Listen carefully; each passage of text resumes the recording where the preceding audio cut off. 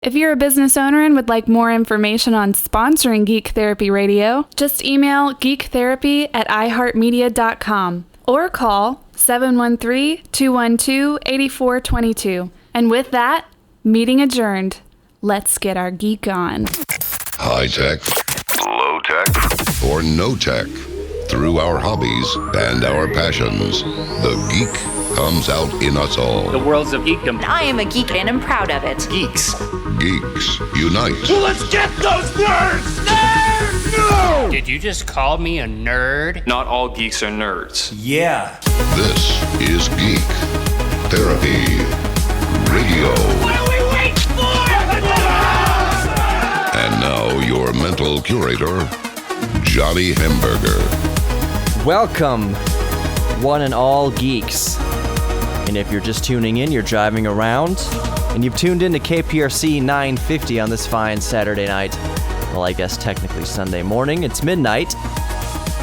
You might not think you're a geek because you're into cars, or you're into football, or you're into, dare I say, firearms. But you are a geek, and while I will not cover so much firearms on this show, the point is, you are fascinated by things, so that makes you a geek. I'm sorry to tell you, you're a geek. But the good thing is, as Sarah will tell you, my hot and sexy girlfriend, geeks are sexy. I'm not saying she's sexy because she's a geek. I'm saying I'm sexy because I'm a geek. She's sexy just because she's a good-looking woman. And she's intelligent and smart. And I just saved my bacon with those last few words. But geeks are sexy. So you're driving around, you're into your thing, you're sexy. There's a commercial that's airing on KTRH right now about going to drone school. Going to drone school so you can get certified as a drone operator and start a drone business. You know, when I got my drone, I had so many people, by so many, I mean 2 or 3 people saying, you should come out. My company does a lot of surveying for construction and whatnot. You need to come out there and survey land, and we'll pay you to survey the land. Now, I turned it down because I didn't want to start that business. Now, maybe that didn't make a lot of business sense because there's good money there.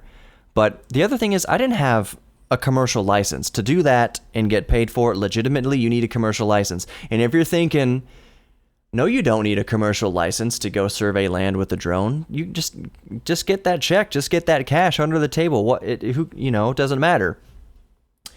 Legally, it does. If something goes wrong in that construction site, you need to be a licensed drone operator. So when the lawyers are looking into it, when the company's on trial, do you understand how huge of a liability that is that they had an unlicensed surveyor, just somebody's nephew with a drone, basically, out there taking survey work of the land? Now, I know it's not as mathematical and critical. You're not using survey equipment. You're just kind of getting a general scope of the surrounding land. But still, when you're doing $1 million projects, everyone needs to be licensed. Every single person involved with it needs to be licensed for legal reasons, for liability reasons. So anyways, there's a commercial that airs on KTRH. I don't know what the company's name is. I forgot. But it gets you licensed, and they say you don't even need to be a drone pilot yet. All you need is the desire to do it. And I hope on the video here, I just lift my leg up. I'm just wearing boxers right now. It goes, remember, people often speculate that newscasters on TV were not wearing pants under the desk. Sometimes that's true. Right now, especially because of the magic of radio, and because most people listening right now aren't listening on YouTube where they can see what I'm doing. For everyone listening, sure, I'm wearing pants. For everyone with eyes on YouTube, you see that I'm not. I'm just wearing boxers. Let's get on to a real topic. So far, I've said that you're all geeks and geeks are sexy, and that drone surveyors need to be licensed, and I save my bacon by calling Sarah sexy because she's intelligent and strong and independent, not just because she's good looking, which she is. but she's also very smart and very sexy because she's intelligent. And I'm just going to stop talking about that now because I'm just digging deeper holes. Let's get on to real topic. A 55-year-old Spanish woman dies from bee sting acupuncture.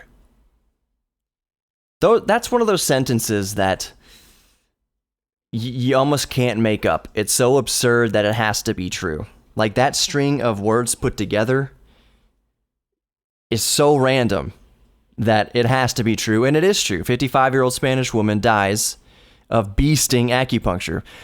It's not actually called acupuncture. This type of acupuncture is called apipuncture, A-P-I, puncture, apipuncture, and it uses live stinging bees instead of, sanitized acupuncture needles. This method is peddled by, as you can probably guess, non-medical practitioners, and in recent years, of course, has generated a buzz, get it, in Hollywood. Oh, man. Anyways, the biggest spokesperson for this apipuncture, using stinging bees instead of needles, is Gwyneth Paltrow, which took me a while to picture her because I know what she looks like now. I remembered. She blonde, right? Yeah, she's an Iron Man. Oh, she's an Iron Man. That's right. She's Tony Stark's girlfriend or secretary or whatever. Both. She's both with an L, both. Anyways, Gwyneth Paltrow is the biggest spokesperson for this bee sting acupuncture, and she has her lifestyle brand that's called Goop. Her trendy, posh lifestyle brand. Oprah has Harpo, but that's her magazine. People have these lifestyle brands that they make. What's the dog food? Kelly, what's that name? The cook, Kelly. You know what I'm talking about? Rachel Ray. Yeah. Her dog food. What is it called? Delish. I don't know what it's called, but anyway, all these celebrities have their side brands, and Gwyneth Paltrow's lifestyle brand is called Goop. G-O-O-P. Goop. Which backwards is Poog. There's just no good way to... What was she thinking? Anyways, this brand that she created, this lifestyle brand, she's the biggest proponent for bee sting acupuncture. Now, they claim, the people who do this claim that the insect venom relieves ailments like inflammation, arthritis, pain, and some skin issues. All right, so listeners, so my fellow geeks, which is all of you, and geeks are sexy, what do you think, or where do you think the science stands on this? What do you think the evidence shows in regards to these claims? That's right, it's pure schlock. It's nonsense. It's literally snake oil, except bee oil. Venom. It's venom. It's venom. It's bad. It's goop. Sarah can take the credit for that one. I heard her in the back of the room say it. It's pure, unadulterated goop. The evidence to back these claims is weak and at best mixed, meaning there's tons of margin for error here in their findings. Most studies expose serious risks associated with bee sting therapy, including anaphylaxis, stroke, and holy moly, death. Yes, Jack, death. In fact, those with no allergies at all develop them after prolonged exposure, meaning people who go in, like this woman, this 55-year-old woman, go in with no prior illnesses, they develop allergies to bee stings, to bee venom. Can you call it venom if it comes out their butt? Or is it only if it comes out their teeth? I digress. So people prolong experience of this bee sting acupuncture, whatever you want to call it. It's goop. It's stupid. They develop allergies to bee stings. No way. So the 55-year-old woman who died, she was going to these sessions once a month for 2 years, like I said, with no prior health issues. She says she can't say anything because she's dead. She sought the treatment for stress relief and some muscle tightness. Is stress medical? I mean, I think it is, but like, if you have high enough stress to warrant seeking some sort of treatment for it, wouldn't you go to a doctor? One with a diploma? And not go to some bee sting acupuncturist you saw in goop? Sarah asked me, why you want to lead with this story? And I was like, because I'm feeling sassy tonight. And I am feeling sassy and snarky tonight. But this story is ridiculous. Do you not agree? Let's continue. So she went to get this treatment once a month for 2 years so she could treat her stress and muscle tightness. Something you'd go to a doctor for and a physical therapist for. People with diplomas. People backed by science and education. During her last session,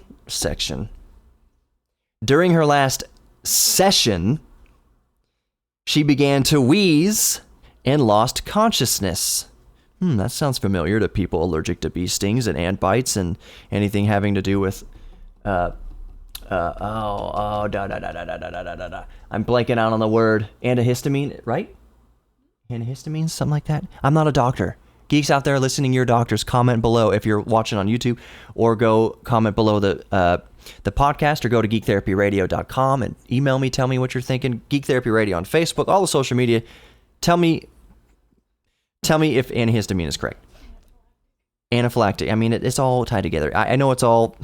Okay, moving on. Moving on. During her last session, she began to wheeze and lost consciousness. Now, the facility, lo and behold, wasn't equipped to deal with the medical emergency and were only able to give her anti-inflammatory while waiting 30 minutes for the ambulance. Oh, this woman's dying. Better give her some Sudafed. Whatever anti-inflammatory. Ibuprofen's anti-inflammatory, correct? Or is it Tylenol? I want to say it's ibuprofen. Anyways, so it took the ambulance 30 minutes to get there, and the facility was not equipped to deal with the medical emergency. So when the paramedics did finally show up 30 minutes later, this is probably up in the mountains of LA or something, or surrounding Los Angeles. I actually don't know the exact location. It might have been in Spain, actually. There's mountains in Spain, too. Regardless, paramedics couldn't get there in time. 30 minutes it took them. When the paramedics finally did arrive, they gave her a double dose of Pulp Fiction. Remember that scene in Pulp Fiction? Boom, needle to the chest.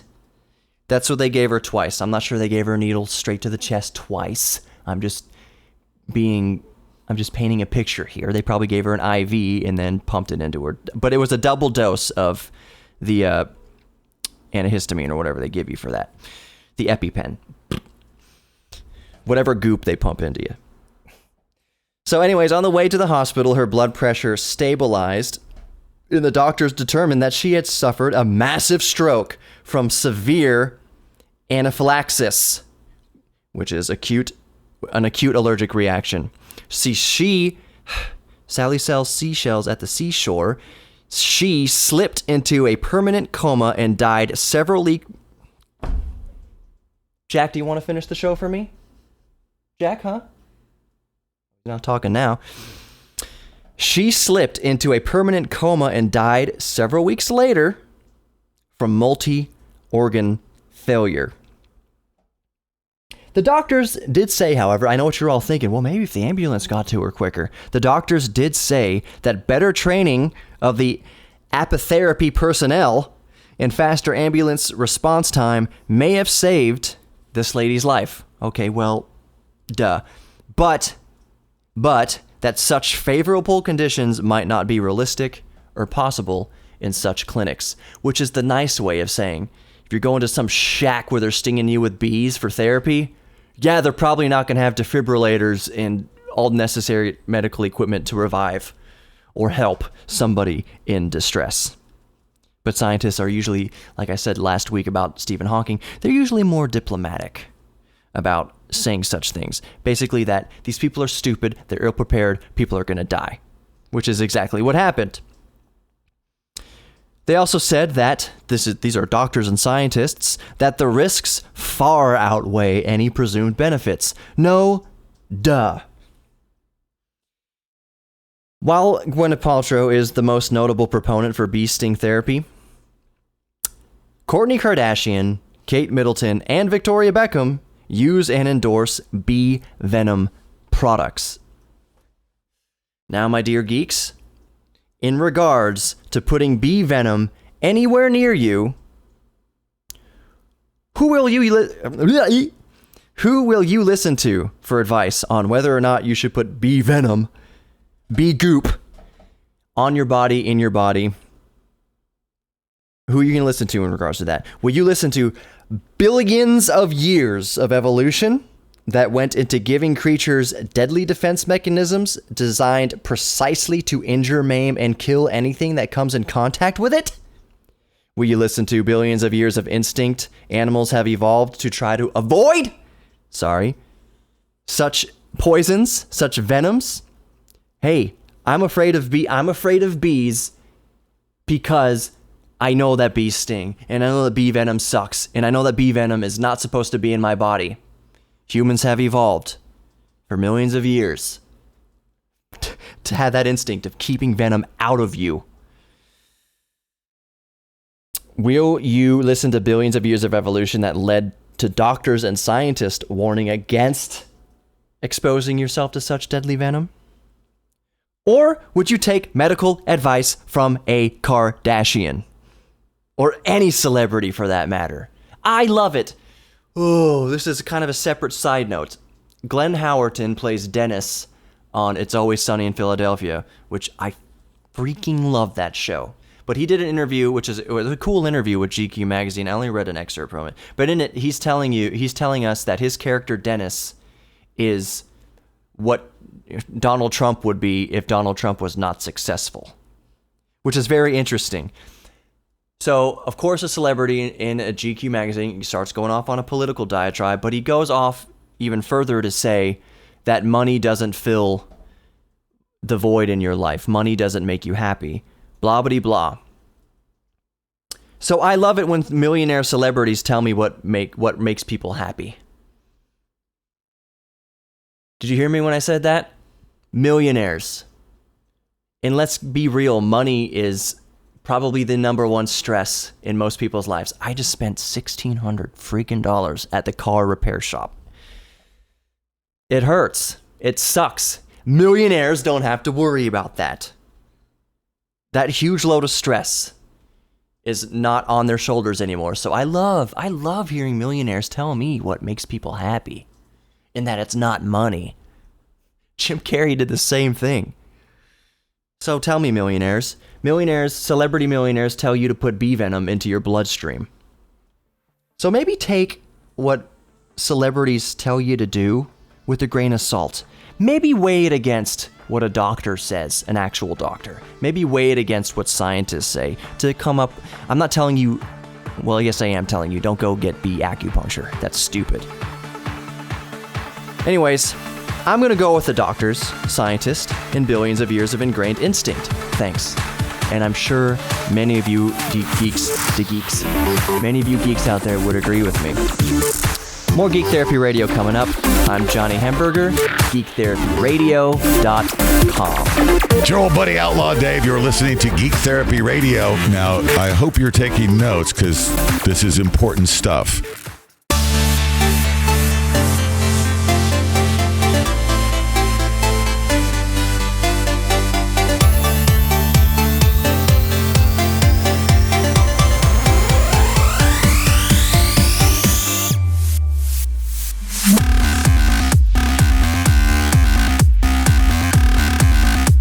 Welcome back to Geek Therapy Radio. I am Johnny Hamburger, your mental curator.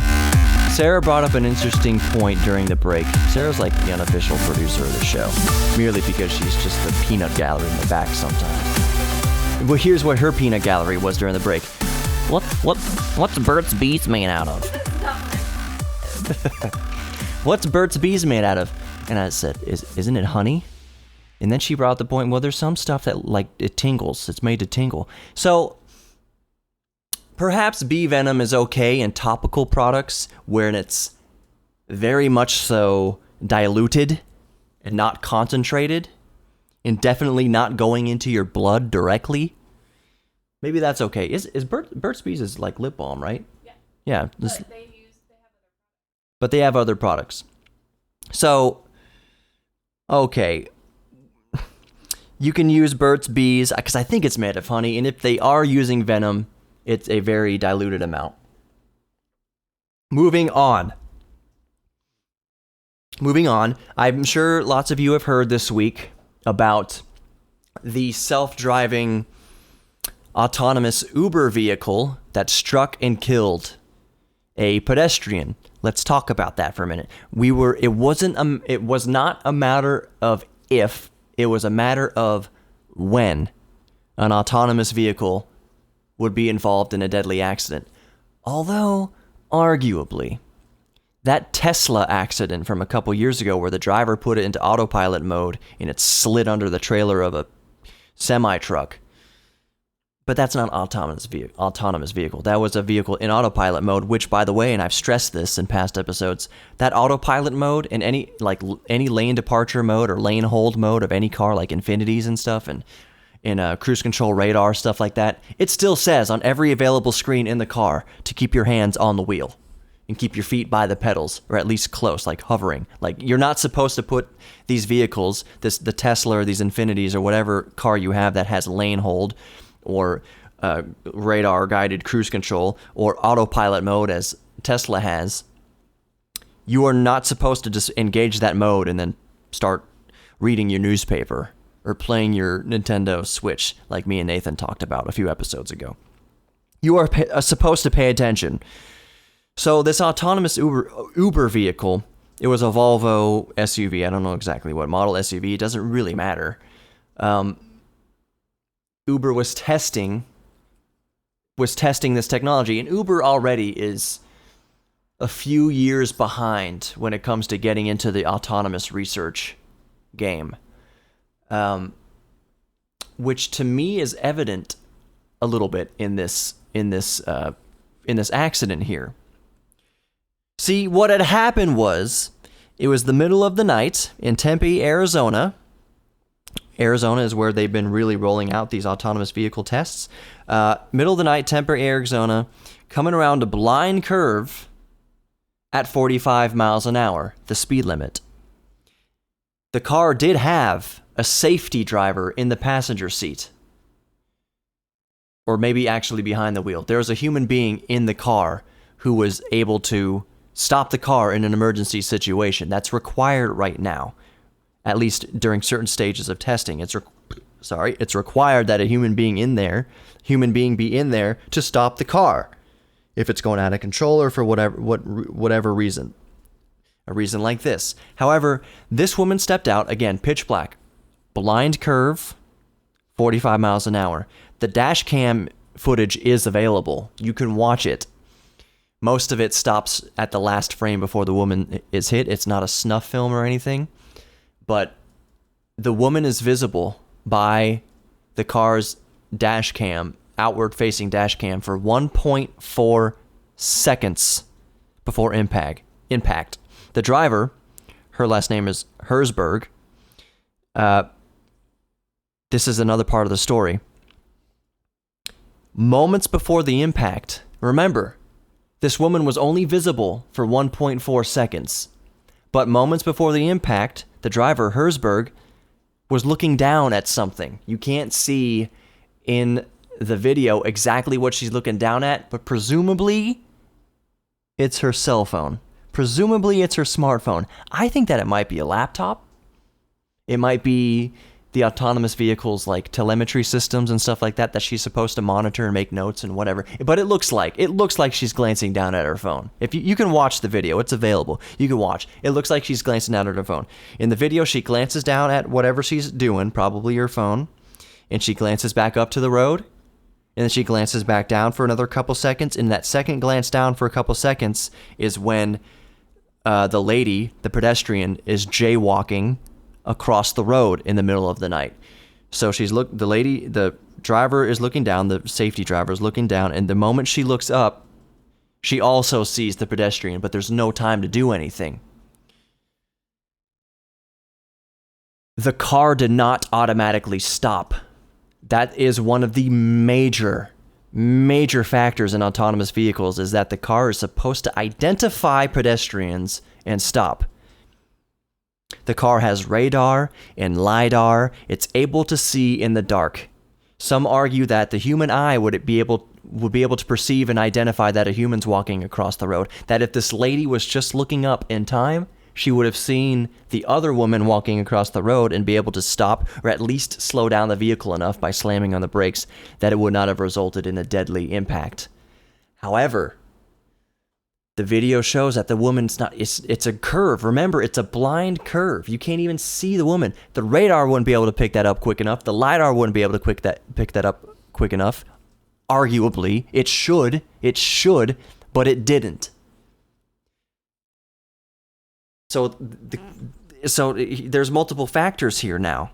Somebody brought up earlier, I wonder if Volvo's going to get sued for anything. There's not a case against Volvo. The car that all these tumors of autonomous technology is attached to is irrelevant. It could be attached to a Volkswagen. It could be attached to a Toyota. It could be attached to a horse and buggy. It doesn't matter. The vehicle is inconsequential. It's whatever technology Uber was fitting to it. Uber is on the hook for this. And possibly the safety driver. But it begs so much of a question, like the circumstances of all this. Yeah, the safety driver might get in trouble for this, but the fact remains the reaction time. I argue that the reaction time of a computer is much faster than the reaction time of a human being. Let's say this lady was not looking at her phone. Let's say she had her hands on the wheel. Let's say she was fully paying attention to what the autonomous vehicle was doing. How the blind corner, pitch black, middle of the night, the reaction time is not there. The lady would have to, if she was watching the road, she would have to see that person, it would have to enter her brain, and she would have to move her foot to the pedal within 1.4 seconds. She could have moved it before, quicker than 1.4 seconds, but in my opinion and in many people's opinions, still not enough time to change the outcome or to swerve in enough time. Like it's so... The lady walking across the street was dead as soon as she walked in the road. In my opinion, even if the safety driver is paying 100% attention, even if the car was able to react quicker than the lady, it still wouldn't have made much of a difference because of how quickly this lady appeared in the road. But it's still, the lady was looking down. She was looking down at her phone. You got to think about that. You got to think about that for a second. Whether or not the woman could have avoided, the safety driver woman could have avoided a deadly impact. Since she was looking down at her smartphone, that could in court, even though it has nothing to do with the outcome, the fatal outcome of the incident, her looking down at her phone could be negligence. And I guarantee you that might be the case brought against her. I think this lady was just in an unfortunate situation. Both ladies were in an unfortunate series of events. The lady was jaywalking. It's illegal, doesn't matter. Even if you see someone jaywalking, you should still be able to, under good, ideal circumstances, see them and stop. But if the sun's in your eyes, or there's no sun at all, and you're around a blind corner, it's difficult. So Regardless, this is a keystone case in autonomous vehicles. Let's not throw the baby out with the bathwater. More Geek Therapy Radio coming up. I'm Johnny Hamburger, geektherapyradio.com, and all the social media and YouTube. Go like, follow, and subscribe. We'll be right back. It's your old buddy Outlaw Dave, listening to Hamburglar on Geek Therapy Radio. Stay here, nerds.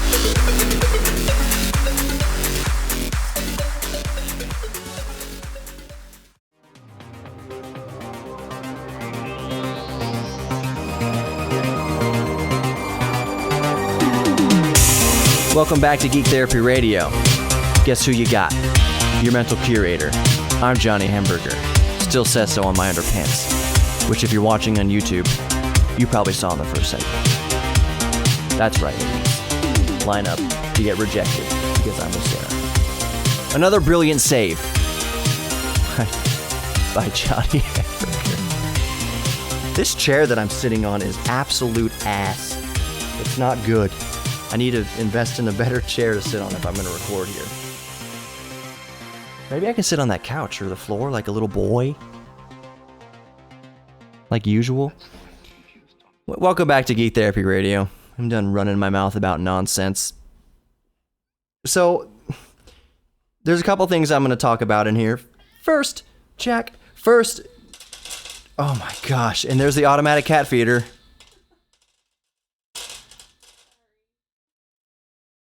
Alrighty, live radio. Live recorded radio that I could have edited but didn't. Male contraception. I know what you're thinking, but it's not that. Apparently, and this is something I haven't even thought of really, but the holy grail for male contraception is a pill, just like women can take birth control pills. Once a day, no babies, or severely reduced risk of getting babies. For men, that's a little bit harder. No? Nothing? Crickets? Okay. For men, that's a little bit more difficult because obvious reasons. It's hard to eliminate the production of sperm without something surgical or drastic or injury or whatever. The grab bag of things that make men not produce sperm. It's all pretty severe. So the idea of taking a pill, just like a birth control pill, just like women once a day for male contraception is kind of the holy grail. Well, apparently they're closer to making that a reality. There's been clinical trials. It used to be I think that the nearest runner-up was the poison that some African tribal people used to put on the end of arrow tips. They found that was a good contraceptive. I don't know how you would get that into your body without dying, because being dead is also a good contraceptive. But there's a new type of fatty acid that they could attach this chemical to that would slow the release of the chemical to theoretically make it so that men can take one pill a day and not make babies. Now, what I originally wasn't going to talk about this because Sarah said this isn't really a geeky subject. I kind of would beg to differ, because if it's one thing all men have in common, it's controlling when you have babies. So, as much as we can, so I'm only going to talk about this for a minute. Mainly because the abbreviation for this chemical that they found that they're doing clinical tests to prevent fertilization, the acronym is funny. The actual chemical, I'm going to try to pronounce it because it is just impossible, but I'm going to try it here. The male contraceptive chemical is called dimethadrolone undecanoate. I don't know. Dimethadrolone undecanoate. It's unbelievably difficult to pronounce. But the abbreviation is DMAU. And that's funny because if you say that real fast, it sounds like, damn you! because, like, you can't make sperms. Moving on. DMAU. I did do it again, and I'm probably going to do it one more time. DMAU. Moving on. A couple weeks ago, I talked about a female engineer going for not just the female land speed record on her motorcycle, but going for the land speed record on a motorcycle in the world, fastest human being on Earth on a motorcycle, and it's going to be an EV. She has said that these speed tests are kind of like the final exam for your engineering product. Remember, go back to that episode. I forget, but her name is what number it is, but it's Eva Heckinson. And she said it's like the final exam for your engineering product. She said that she hated speed. She doesn't like speed. It's scary. She wakes up. She doesn't want to do it, but she loves engineering. So this is like the final test for all the hours and blood, sweat, and tears spent in the engineering phase. Well, there's another land speed record that many people... it's not the first thing that comes to mind when you think of setting land speed records, especially on a motorcycle. And it's a land speed record to set the fastest land speed for a blind person. Getting on your motorcycle, blind. This Sydney man, he's from Sydney. His name is not Sydney. He's from Sydney, Australia. He's blind, clinically blind. And he's going to get on a motorcycle and go for a land speed record. It's funny how we were just talking about male contraceptives, because the size of this man's balls would require all the pills. Not just all the pills in the package, all the pills in the world. Sarah's thinking, my mom's going to listen to this. Hi, Susie. So this blind man is going to try. You can only really say at this point, this blind man is going to attempt to set a land speed record for blind people. The fastest land speed record achieved by a blind person. And guess what? There's already a record on the books.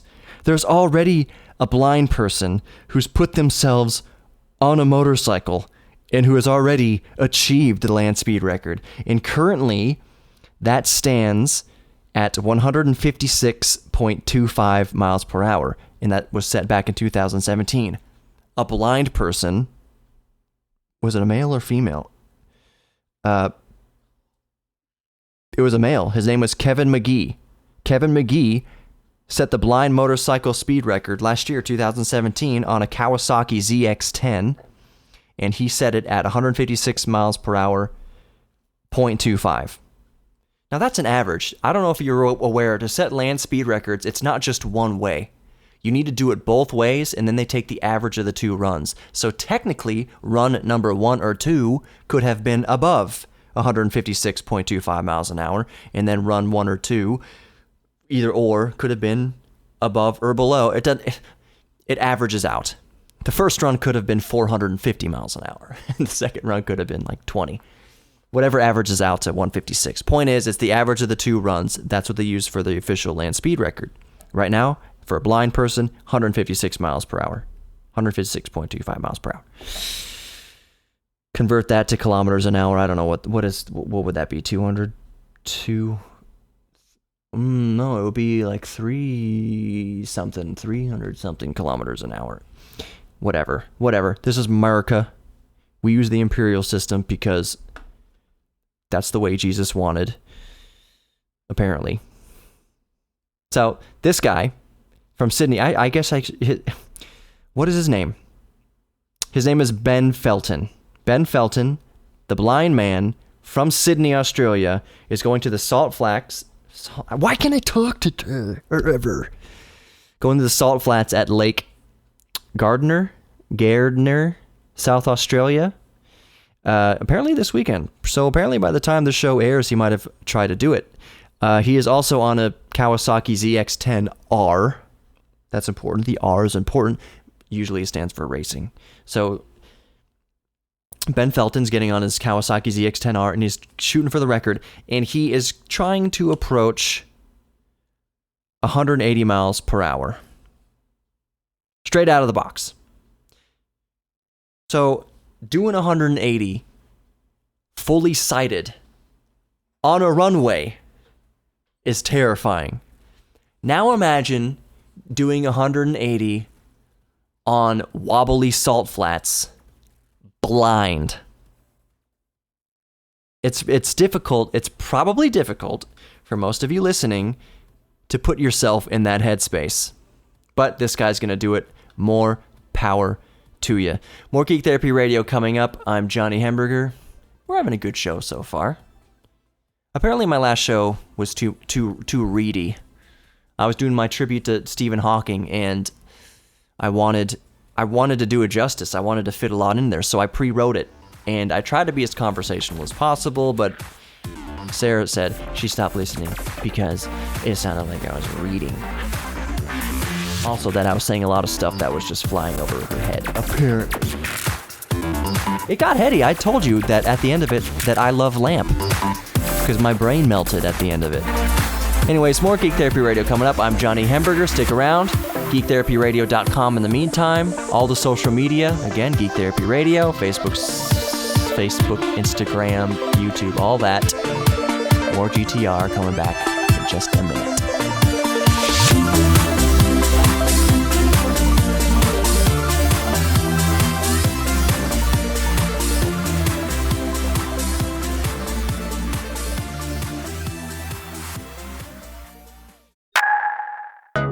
It's your old buddy Outlaw Dave, and you were listening to Hamburglar on Geek Therapy Radio. Wait, there will be a quiz at the end of the show.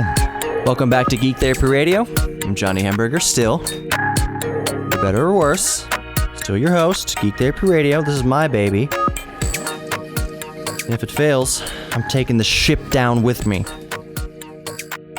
Anyway, I talked to Garf today. Michael Garfield, the high-tech Texan. He had some really good advice for me.